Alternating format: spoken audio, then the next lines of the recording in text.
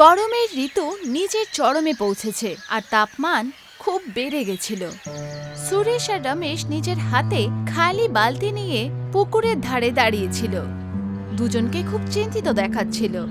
যে পুকুর আগে সব গ্রামবাসীদের সাহারা ছিল, এখন পুরোপুরি শুকিয়ে গেছিল।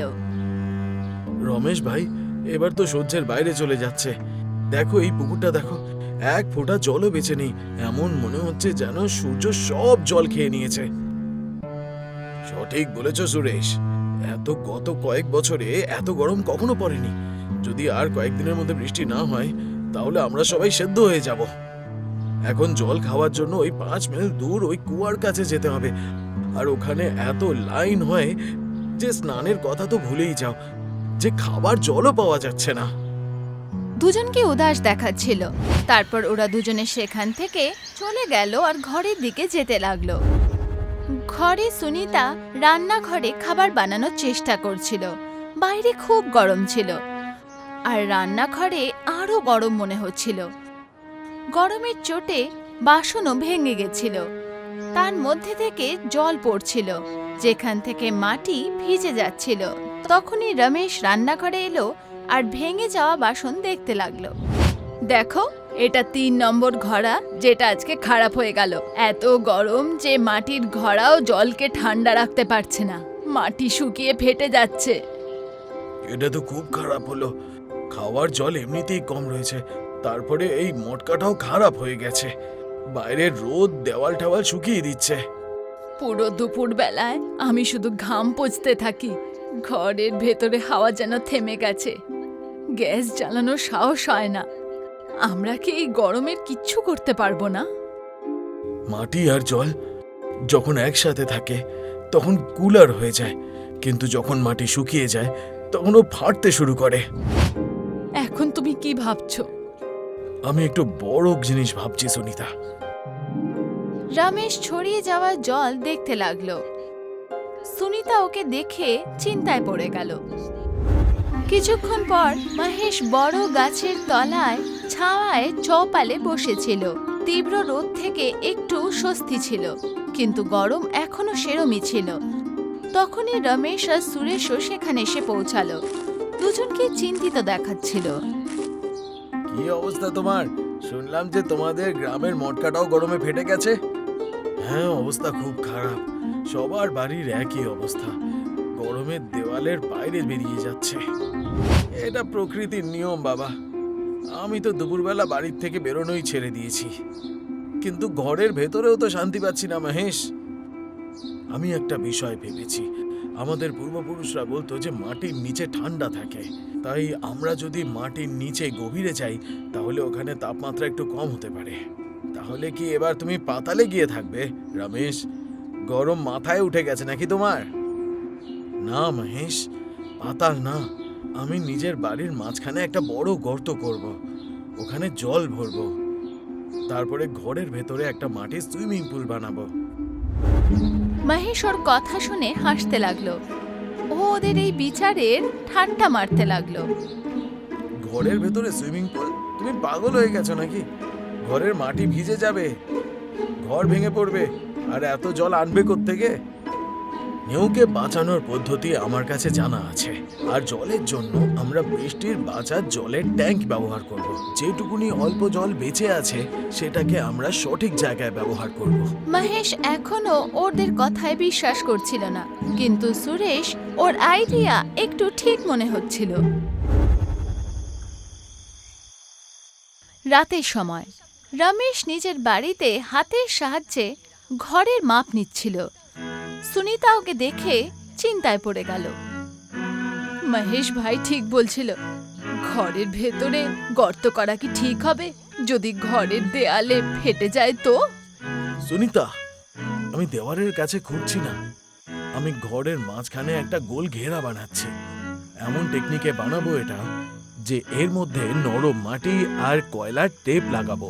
কিন্তু এতে হবেটা কি? মাটি তো জল শুষে নেবে। এটাই তো রহস্য। যখন মাটি জল টানবে তখন আশেপাশের হাওয়াকে ঠান্ডা করে দেবে। যেমন মটকা ঠান্ডা থাকে তেমনি আমাদের পুরো ঘর ঠান্ডা থাকবে।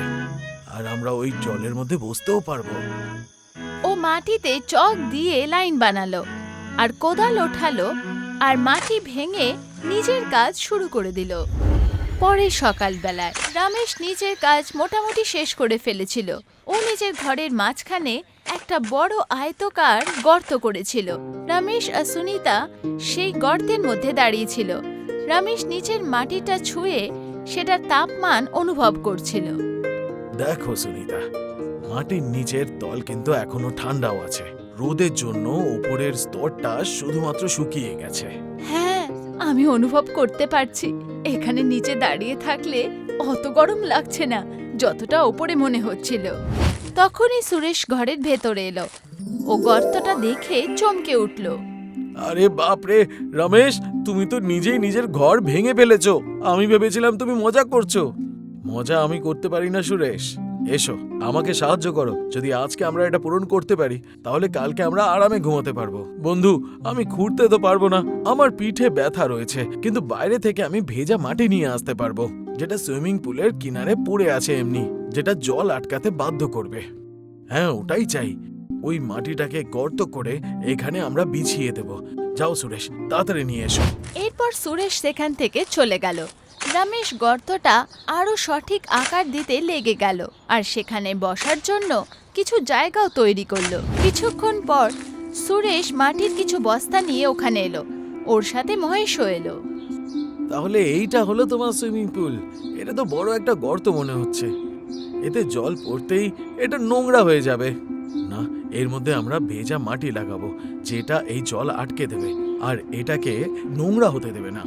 চারজনে মিলে কাজে লেগে গেল। সুরেশ আর মহেশ মাটিতে জল দিয়ে সেটা নরম করতে লাগলো। ওদিকে সুনিতা আর রমেশ ওই মাটিটা গর্তের দেয়ালে লাগাতে লাগলো। আস্তে আস্তে ওই জায়গাটা একটা ছোট সুইমিং পুলের মতো দেখতে লাগলো। ওরা সবাই সারা রাত কাজ করতে লাগলো। তারপর পরের দিন ওই ছোট সুইমিং পুল পুরোপুরি তৈরি হয়ে গেছিল আর মাটির দেয়ালও শুকিয়ে গেছিল। রমেশ আর সুরেশও চৌকাঠে রাখা বৃষ্টির জলের ট্যাঙ্কি থেকে একটা পাইপ জুড়লো আর সুইমিং পুলে জল ভরতে শুরু করলো। আস্তে আস্তে সুইমিং পুল জলে ভর্তি হয়ে গেল। জল নোংরা ছিল না, বরঞ্চ রমেশের কথার মতন একদম পরিষ্কার ছিল। দেখো, জল নোংরা হচ্ছে না, কিন্তু মাটির স্তর ওপরের স্তর পর্যন্ত আছে, যে একটা অন্য লেয়ার তৈরি হয়েছে। এটা তো দারুণ ব্যাপার হলো। জল নিজে নিজেই ঠান্ডা রাখছে। রমেশ, এটা তো সত্যি একটা সুইমিং পুলের মতন মনে হচ্ছে। যেই সুইমিং পুল পুরোপুরি ভরে গেছিল, সবার স্বস্তি অনুভব হলো আর ঘরের ভেতরের পরিবেশ ঠান্ডা হতে লাগলো। সুনিতা জলটা হাত দিয়ে দেখলো, এই জলটা তো খুবই ঠান্ডা, যেন এর মধ্যে কেউ বরফ ঢেলে দিয়েছে। এরপর রমেশ, সুরেশ আর মহেশ সেই সুইমিং পুলের মধ্যে নেমে পড়ল। ঠান্ডা জল লাগতেই তিনজনের তৎক্ষণাৎ স্বস্তি মনে হলো। আহ, কি শান্তি এখানে। তুমি তো স্বর্গ বানিয়ে দিয়েছো পুরো। বাইরে আমরা ক্লান্ত হচ্ছি আর এখানে আনন্দ উপভোগ করছি। এটা মাটির জাদু। যখন হাওয়া এর ওপর দিয়ে যায় তখন ওয়েদার ঠান্ডা হয়ে যায়। এই দেখো, আমার গরমও লাগছে না। আমাকে ক্ষমা করো ভাই, আমি বেকারই তোমাকে নিয়ে মজা করেছি। এটা তো সত্যিই খুব ঠান্ডা, আর বাড়ির ভেতরে তো একদমও গরম লাগছে না। সবাই সেই সুইমিং পুলে বসে আরাম করে সময় কাটাতে লাগলো। সন্ধেবেলায় রমেশ, সুরেশ আর মহেশ চৌপালে এলো। এখন ওদের গরম থেকে অনেকটা স্বস্তি পেয়েছিল আর তিনজনকে আগের থেকে অনেক খুশি দেখাচ্ছিল। তারপর ওরা গ্রামের লোকেদেরও নিজেদের এই উপায়ের কথা বলল। ভাইরা, গরম বাড়ছে। আমাদের পুরনো টেকনিক মনে রাখতে হবে। যদি আমরা আমাদের চিন্তা ভাবনা পাল্টে দিই তাহলে আমরা অনেক কিছু থেকে বাঁচতে পারবো আর সমস্ত প্রবলেমের সলভ বেরিয়ে আসবে। কি ভাই, আপনারা কি আমাদের বাড়িতে এসে গর্ত করতে সাহায্য করবেন? একদম। আমরা সবাই মিলে পুরো গ্রামের ঘরগুলোকে ঠান্ডা বানিয়ে দেব। যখন বৃষ্টি হবে না তখন এই মাটি দিয়েই ঠান্ডা হবে। এরপর সবাই গ্রামবাসীরা মিলে নিজের নিজের ঘরের এরকম ছোট সুইমিং পুল বানাতে লাগলো, যাতে গরমের মাসে ওরাও একটু স্বস্তি পেয়ে যায়। আমাদের কাহিনী এখানেই শেষ হলো।